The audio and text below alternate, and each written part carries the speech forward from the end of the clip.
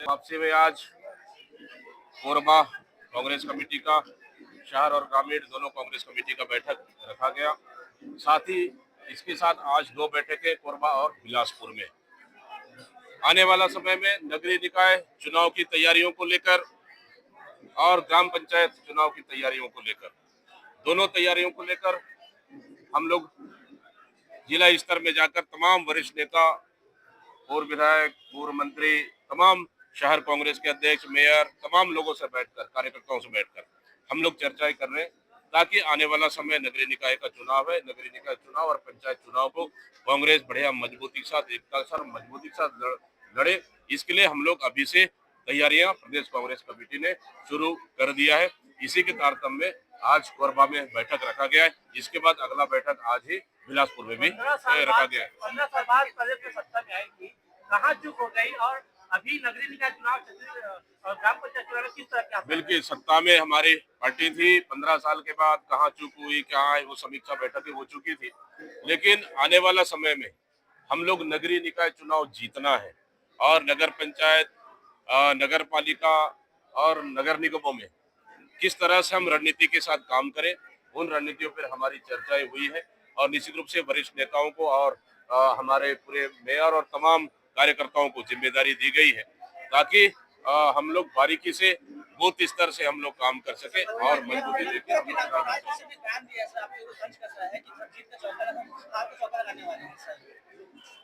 क्या केदार कश्यप पिछले बार चुनाव नहीं आ रहे थे क्या केदार कश्यप अमृत पी कर आए हैं क्या? एक बार उनसे पूछ लीजिए। देखिए, चुनाव है, हार और जीत होते रहता है।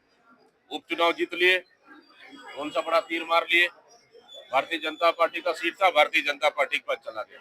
लेकिन क्या कोई भी उपचुनाव ज्यादातर सरकार के फेवर में जाता है? पिछले समय हमने भी तो 5 उपचुनाव जीते, उसमें से एक भारतीय जनता पार्टी के जीते, दंतेवाड़ा सीट। केदार कश्यप जाके पूछ लीजिए भारतीय जनता पार्टी सीट क्यों हारे, जो कि कांग्रेस की 2 सीट हम लोगों ने भी जीते। उस समय केदार कश्यप कहाँ गए थे? तो 34 साल का सीट था भारतीय जनता पार्टी का, 8 बार का विधायक थे कंटिन्यू। तो हमारे लिए आसान नहीं था, लेकिन पार्टी मजबूती के साथ चुनाव लड़ी, एक का साथ चुनाव लड़ी, हार जीत होते रहता है। लेकिन हम नगरीय निकाय चुनाव के लिए कांग्रेस पार्टी बेहतर तैयारी कर रही है और निश्चित रूप से हम लोग मजबूती से चुनाव लड़ेंगे।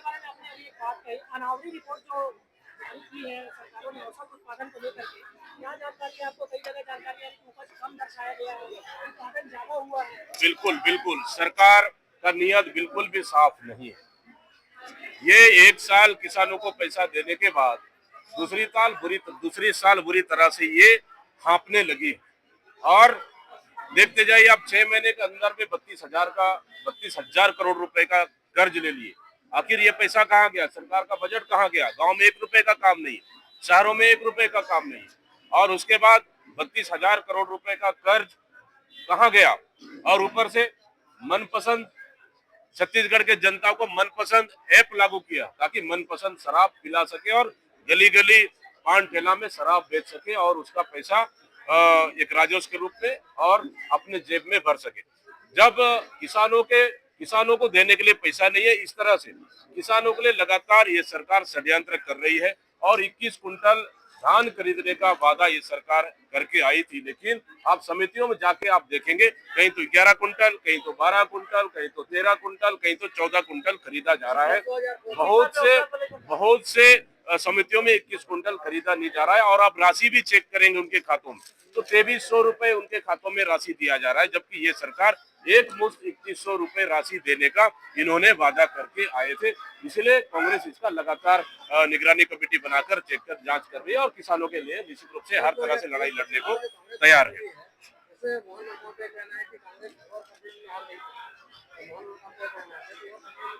इसमें देखिए, 2023 के चुनाव पे अभी मुझे कुछ नहीं कहना है।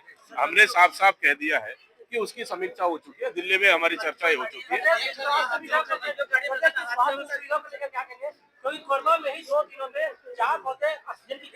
बिल्कुल बिल्कुल, प्रदेश में स्वास्थ्य व्यवस्था पूरी तरह वेंटिलेटर में है।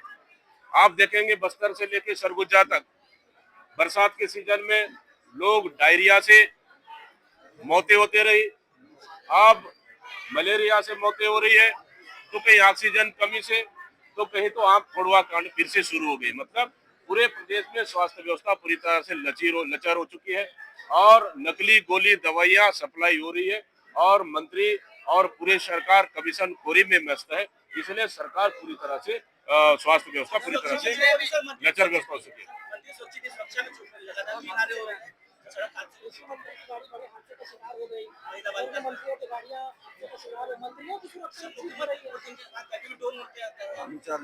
देखिए क्या है, मैंने तो रामविचार नेताम जी को देखने भी गया था। अब ये घटनाएं हैं, दुर्घटनाएं हैं, नहीं होनी चाहिए क्योंकि, लेकिन अब इसके जिम्मेदार कौन है, क्या हो सकता है, मुझे तो कहना ठीक नहीं है।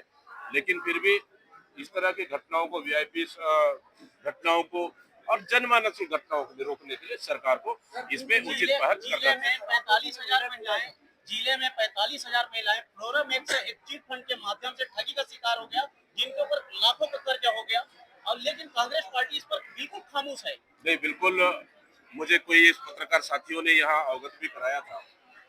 बड़ा मामला है और मैं आपके मीडिया के और समाचार के माध्यम से मैंने देखा है, अगर इस तरह की कंपनियां अगर फर्जी काम की है और गड़बड़ियां की है तो निश्चित रूप से सरकार की जवाबदारी बनती है कि ऐसी कंपनियों और उनके मालिकों के ऊपर कार्रवाई करे, उनकी जमीनें, उनकी संपत्तियों को कुर्क करे, क्योंकि भोले भाले सीधे साधे ग्रामीणों को लूटने का काम अगर कोई कर रही है, इसके लिए बिल्कुल भी कांग्रेस चुप नहीं बैठेगी। हम लोग यहाँ के सीनियर नेताओं से चर्चा करेंगे। चर्चा करने के बाद जो भी आगे का रणनीति होगा उस पर हम लोग विचार करने के बाद आगे की रणनीति और काम करेंगे। बिल्कुल बिल्कुल बिल्कुल सच्चाई है, आपका प्रश्न एकदम सच्चाई है। वर्तमान परिस्थिति में पूरे प्रदेश में कानून व्यवस्था पूरी तरह से चरमरा चुकी है। यहाँ प्रदेश में विष्णु का सुशासन नहीं, बल्कि यहाँ पूरे प्रदेश में जंगल राज चल रहा है, गुंडा राज चल रहा है, अपराधियों का राज चल रहा है। अपराधी सरकार के संरक्षण में है। यहाँ आप तो बता रहे हो, यहाँ तो कोरबा, बड़े बड़े शहरों में आप देखिए खुलेआम अपराधियों के मन में कानून का डर नहीं है, इसलिए कहीं तो लाठी डंडा लेके घुस रहे हैं, कभी गोलीबारी, दिन को पिस्टल चल रही है, चाकूबाजी चल रही है, कहीं तो ब्लेड से हत्याएं हो रही है, कहीं तो लूट हो रही है, हमारी बच्चियां सुरक्षित नहीं है। आखिर कानून व्यवस्था संभालने का जवाबदारी किसका है, कौन संभालेगा?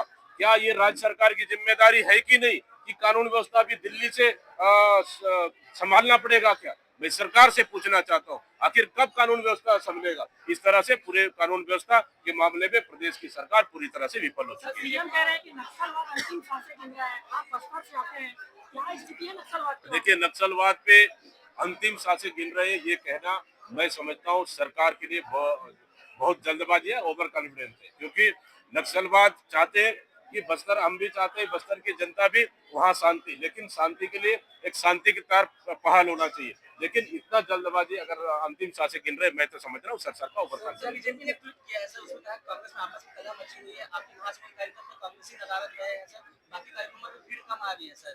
देखिए, वही वहाँ तो 10,000 की गैदरिंग वाली कार्यक्रम तो थी नहीं, छोटी सी कार्यक्रम थी, गेम जोन था, 10 लाख का ओपनिंग का कार्यक्रम था।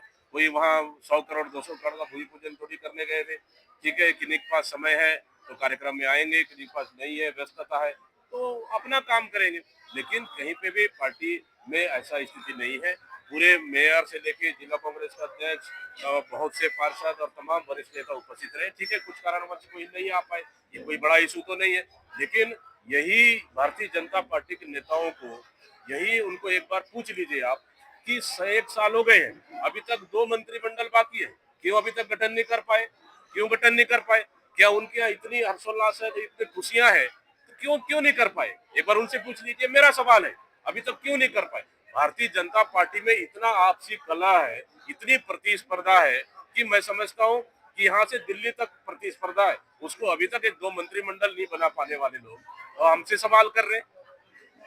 महिला स्व सहायता समूह अभी तक चालू क्यों नहीं कर पाए, इसी को लेकर के आपके खिलाफ में मुद्दा बनाए थे। देखिए, सरकार के पास कोई काम है नहीं, हमारे पास गोठान के माध्यम से बहुत से स्वरोजगार महिला समूह को हमारी सरकार ने दिया, इनके पास पैसा है ही नहीं, तो इनके पास आखिर महिला स्वच्छता समूह तो क्या काम देंगे, इसलिए महिला स्वच्छता समूह कहीं न कहीं पूरे प्रदेश में अपने आप को उपेक्षित महसूस कर रहे हैं। ठीक है,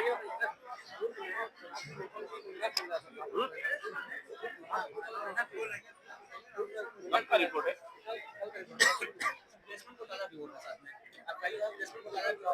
देखिए, अब पूरे प्रदेश में ये लोग शराब घोटाले के नाम से हल्ला करने वाले लोग अब तो शराब शराब के जरिए अपने जेब भरने के लिए ये लोग मनपसंद दारू पिला रहे हैं। रेस्टोरेंट, होटल, ढाबे और तो और अब तो पान ठेले और गली और चौराहे में भी शराब बिकना शुरू हो गया। आखिरकार सरकार का मंशा क्या है? सरकार चाहती है क्या छत्तीसगढ़ के युवाओं को बर्बाद कर दे, छत्तीसगढ़ के युवाओं को शराब के नशे में ढकेल दे?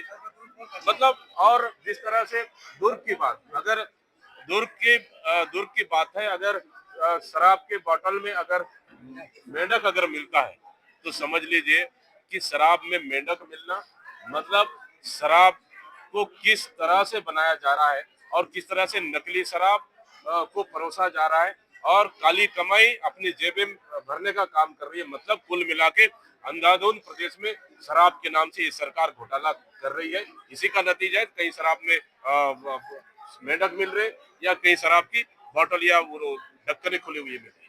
नगरीय निकाय नजदीक है, लेकिन पट्टा देने का काम अभी भी सरकार नहीं कर पाई है, जबकि उन्होंने यहाँ के मंत्री ने खुद प्रेस वार्ता में कहा था कि हम पट्टा देंगे, लेकिन अभी तक नहीं दे पाए। देखिए, सरकार का मंशा नहीं है चाहे नगरीय निकाय क्षेत्र हो या फिर गांव का क्षेत्र हो, पट्टा दे। उसी का नतीजा है कि हमारी सरकार में शुरुआत हो चुकी थी, बहुत से जगहों पे हम लोगों ने पट्टा भी दिए, बहुत से जगहों कुछ कानूनी अड़चन की वजह से रुक गई थी, लेकिन तैयारियां हमारी सरकार पूरी कर ली थी, लेकिन आचार संहिता की वजह से नहीं दे पाए। लेकिन ये सरकार का मंशा नहीं है कि ग्रामीण और गरीबों को पट्टा दे सके, इसी कारण से ये अभी तक इस पे कोई भी आगे नहीं बढ़ पाई। ठीक है सर, नहीं फोन